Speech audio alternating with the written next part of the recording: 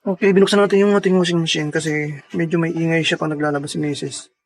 So, chinek ko naman yung motor niya. Okay naman yung tunog, wala namang problema. Tingnan natin. Tingnan natin. Ano? Wala namang problema eh, normal eh.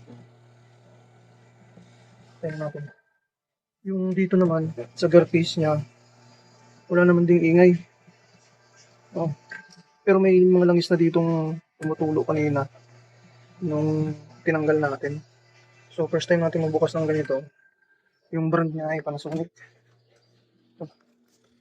Panasonic. Okay naman yung tunog ng motor. Ayan, yun. Wala namang kalansing. So, ang duda ko dito yung belt. Ito. So, dahil sarado ang mga ano ngayon, store. Walang bukas. So, picture na lang natin ito tapos pakita natin saan. Bibili tayo ng ano, tawag dyan, extra. Para pagka binuksan natin ito, palitan natin itong belt. Ito, madulas na siya. Baka ito yun. Ano, napansin nyo, makinis na. So, paparinig ko sa iyo yung tunog nito kapag ginamit ni Macy's para malaman nyo kung anong ibig ko sabihin.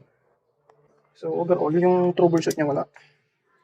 Walang problema sa mga ano, sa motor niya. Eh lang naman, sa tagal na kasi itong washing machine na to. Ito yung sira niya, Bibo. Oy, wala namang bukas na store ngayon eh. Okay naman yung motor niya eh. Okay naman yung motor niya. Yung ano niya, okay din naman. Ito nakikita ko, kaya pudpud na oh. Yung belt niya.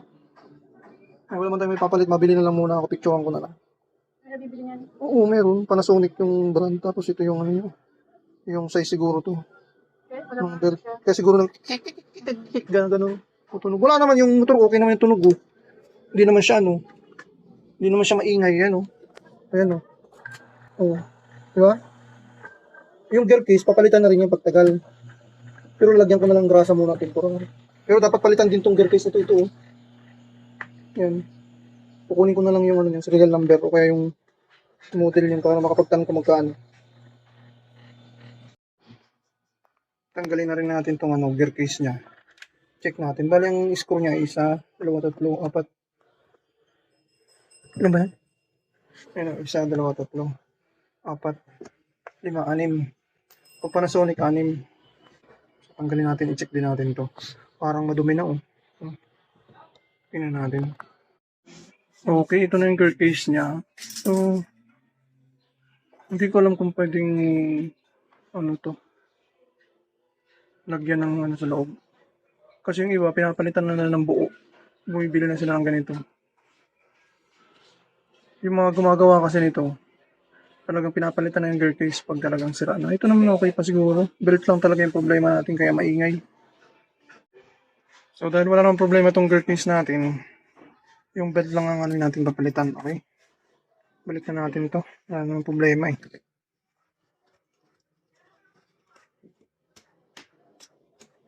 Hindi natin pwedeng buksan to kasi mamaya yung bearing niya, in case na may problema, hindi rin natin mapalitan, wala tayong pampalit.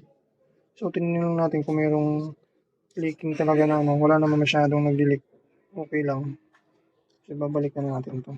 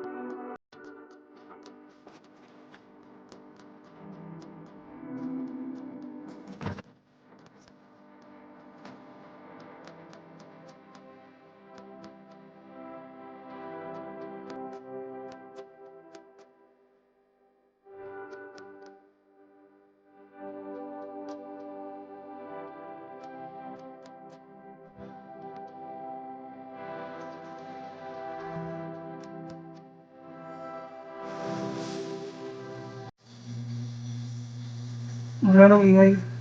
Kaya lang kapag may nakasalang na damit, maingay siya. Pero yung ingay niya, hindi naman talaga yung ano, sobrang ingay. Parang ano lang, rumaraganit lang siya. Yung parang ganun lang. Siguro dahil nga sa belt. Yung ginawa natin, binaligtad natin yung belt. Pero ganun pa rin siguro yan, dapat palitan yan. So yung pinaka-problema nung masusin natin, ay belt lang. Yung gearbox niya, tsaka yung motor niya, okay pa. Pabalikan natin yung spec. So,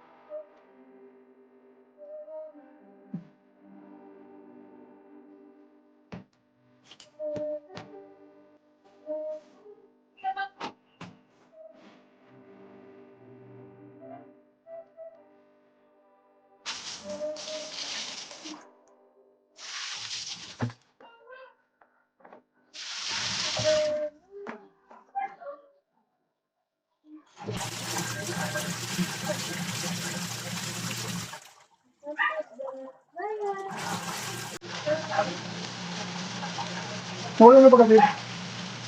Nawala na yung ingay. Nawala na yung ingay. Diba? Pero kasi hindi pa kailangan yung damit. No? Wala kasing bigat siya eh, kaya wala akong ingay eh.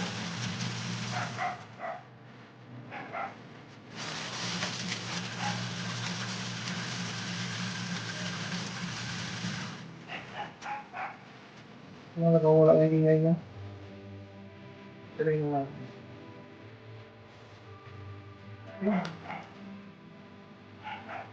Yan yung belt na yung problema natin. Palitan na lang natin. Pag nag-ingay pa siya, palitan na natin ang belt. Pero tingnan natin sa susunod na paglaba kung wala na talaga yung ingay. Binaligtad ko yung belt eh. Yung uubra yun.